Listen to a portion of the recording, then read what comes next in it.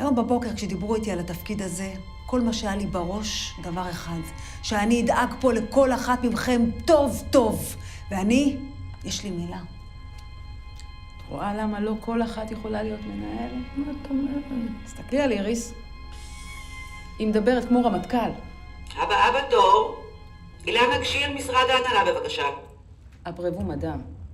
איריס, יש אחד שיושב שם למעלה ומסתכל על כולנו, והוא ישלם טוב טוב למי שעשתה את זה.